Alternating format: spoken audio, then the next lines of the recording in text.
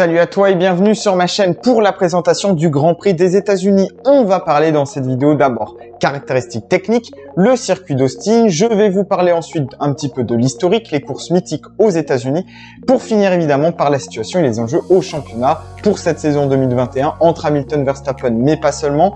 Comme d'habitude, pense évidemment à t'abonner en bas à droite de ma vidéo. Allez, c'est parti tout de suite, présentation. 17e Grand Prix de cette saison, la F1 prend ses quartiers à Austin, au Texas, pour le Grand Prix des États-Unis. C'est sur le circuit des Amériques, appelé aussi COTA, que se déroule cette épreuve. Le tracé d'Austin est tout à fait atypique. Il présente une forme très particulière, en forme de flèche qui le singularise, et il tourne dans le sens inverse des aiguilles d'une montre. Long de 5,5 km, ce circuit compte pas moins de 20 virages qui sont très variés. Certains d'entre eux sont d'ailleurs inspirés d'autres pistes. Le premier provient du virage Remus du Red Bull Ring. L'enchaînement mythique de Maggots Beckett Chapel de Silverstone pour les virages 3 à 6 et le quadruple gauche d'Istanbul pour les virages 16 à 18 pour ne citer que. Mais commençons tout d'abord par l'aspect technique. Tout d'abord le premier virage. Il s'agit d'une épingle à gauche très serrée.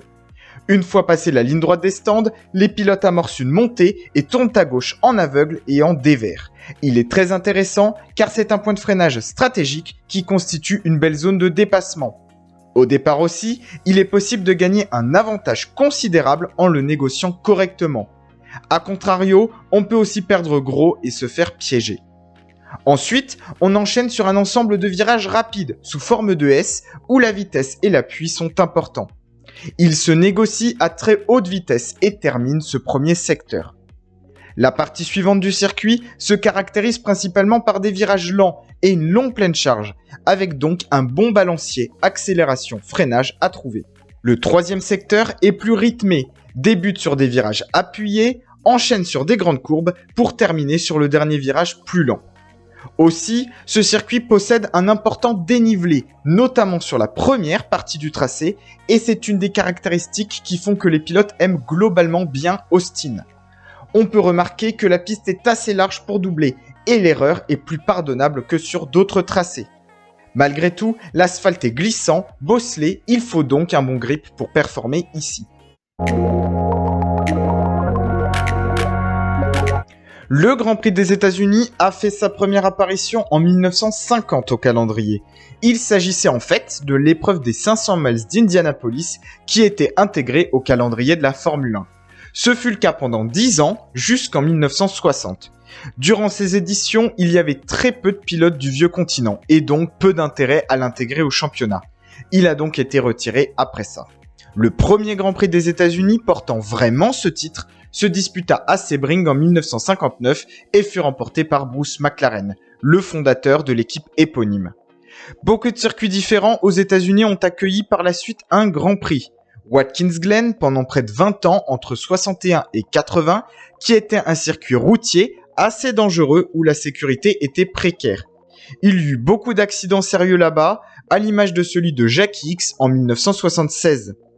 Il a d'ailleurs fait plusieurs victimes sur son passage, notamment l'espoir français François Sever ou plus méconnu le pilote Helmut Koenig.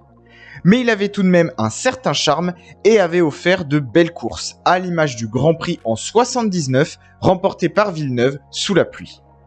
À la suite de cela, la F1 change de philosophie et prit le parti de s'orienter vers des courses en ville avec plus ou moins de succès. Le plus réussi fut sans doute Long Beach, qui accueillit 7 éditions entre 76 et 83. L'ambiance y était des plus agréables et le circuit était réussi. 2 grands prix marquants pour l'illustrer. La première victoire de Niki Lauda pour son retour à la compétition en 1982. L'Autrichien s'impose après seulement 3 grands prix sur sa McLaren Ford et montre ainsi qu'il n'a rien perdu de son talent. Le pilote s'accorde ainsi la plus belle des revanches. Ou encore l'édition 83, pirouette spectaculaire de Rosberg qui nous offre un splendide 360 avant de repartir comme si de rien n'était.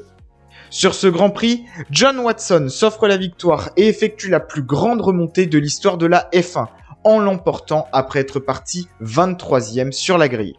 Par la suite, ce circuit fut délaissé au profit du championnat kart plus populaire outre-Atlantique. À l'époque, il y avait 2, voire même 3 Grands Prix aux États-Unis. En 82, la Formule 1 s'était déplacée en début de saison sur la côte ouest à Long Beach, justement, puis en milieu de saison à Détroit, pour finir à Las Vegas pour clore le championnat. Malgré tout, ces circuits n'ont pas tous connu le même succès. Las Vegas était un petit tracé aménagé à même le parking du célèbre Caesars Palace. Très poussiéreux, il était peu intéressant du point de vue du pilotage et son manque d'engouement le retira bien vite du calendrier. Détroit était pour les pilotes un véritable enfer. Plaque d'égout, virage à 90 degrés, adhérence précaire, ce circuit a causé bien des problèmes aux pilotes. Malgré tout, il fut présent au calendrier pendant près de 7 éditions. Les 3 dernières furent remportées notamment par Ayrton Senna qui excellait sur ce circuit. Il y eut aussi Dallas pour une édition en 84. Là-bas, c'est la chaleur qui a causé le plus de problèmes. L'asphalte se désintégrait littéralement sur cette piste. Les organismes étaient aussi mis à rude épreuve. Mansell en fit les frais en fin de course lorsqu'il dut pousser sa voiture. Le Britannique s'était littéralement évanoui sous le coup de l'épuisement. L'image fera le tour de la planète. Par la suite, Phoenix accueillit aussi 3 éditions avec peu de succès jusqu'en 1991. Ce circuit, qui était plus réussi que Détroit malgré tout, aura au moins eu le mérite de mettre en lumière Jean Alesi, encore à ses débuts, qui se mettait en évidence au volant de sa petite Tyrrell face à Ayrton Senna. Après ça, pendant 9 ans, la F1 fait une croix sur les États-Unis, et c'est une interruption totale de la F1 sur le nouveau continent avant de revenir en 2000 à Indianapolis. Pendant 8 éditions sur ce tracé, le succès fut au rendez-vous avec de belles batailles. En 2000, Schumacher et Coulthard nous offrent une belle passe d'armes et c'est l'Allemand qui s'impose au 6e tour et qui ira accueillir plus tard dans le Grand Prix sa 42e victoire en carrière. En 2007, Hamilton et Alonso sur leur McLaren Mercedes nous proposent une lutte de haute volée, mais c'est le Britannique qui l'emportera pour aller chercher sa 2e victoire et il y en aura encore bien d'autres après celle-ci. Malheureusement, l'image de ce circuit fut quelque peu écornée au fil du temps, à commencer par 2002 et le coup effectué par Ferrari. Schumacher attend Barrichello sur la ligne et le Brésilien le dépasse, l'emportant pour 11 millièmes de seconde, faussant le résultat de la course. En 2005, Michelin força les organisateurs à retirer les 3/4 du plateau suite à un éclatement de pneus inopiné de Ralf Schumacher en essai. Résultat, seules 6 voitures seront au départ, celles équipées en Bridgestone, provoquant naturellement la furie des spectateurs, et Michael Schumacher s'impose sur ce simulacre de Grand Prix. À partir de 2008, le contrat n'est pas renouvelé, et les États-Unis disparaissent du calendrier. Il faut attendre 2012 pour que le mal soit réparé avec le retour de la F1 sur le tracé d'Austin. Au Texas, la F1 s'est fait sa place et les spectateurs viennent nombreux. L'ambiance y est détendue et les pilotes apprécient le tracé. En 8 éditions jusque-là, Hamilton s'est imposé 5 fois et est le plus victorieux. On se souvient aussi que c'est sur ce circuit que Raikkonen a remporté sa dernière victoire en 2018 sur sa Ferrari, 5 ans après la précédente, soit une éternité pour les fans du Finlandais. Et la F1 aux États-Unis n'est pas près de s'arrêter en si bon chemin. Direction Miami pour l'an prochain et un Grand Prix qui s'annonce grandiose, les organisateurs souhaitant créer un événement à l'image du Super Bowl. Et on annonce aussi Las Vegas qui pourrait peut-être faire son retour. 6 Grands Prix et 6 points d'écart, l'équation est simple.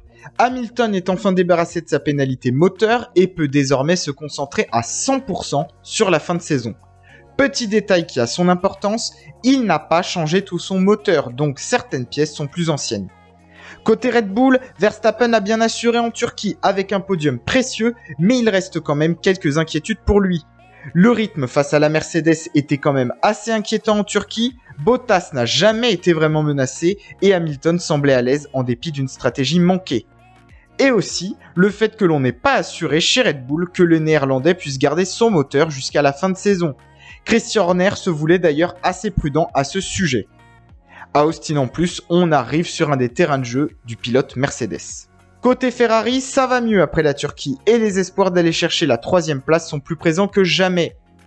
Pierre Gasly a bien corrigé le tir pour AlphaTauri après 2 Grands Prix sans. Alpine est en point de mire avec l'enjeu de la 5e place au constructeur. Côté météo cette fois-ci, on devrait enfin retrouver des conditions sèches qui nous permettront de jauger du vrai niveau de performance des voitures après des grands prix un petit peu atypiques, il faut le dire. Affaire à suivre. Et bien voilà, c'est la fin de cette présentation. Merci à toi de l'avoir suivi. On se retrouve évidemment très vite pour le débrief du Grand Prix des États-Unis. Avant cela, comme d'habitude, pense au pouce bleu et à l'abonnement et à bientôt sur ma chaîne.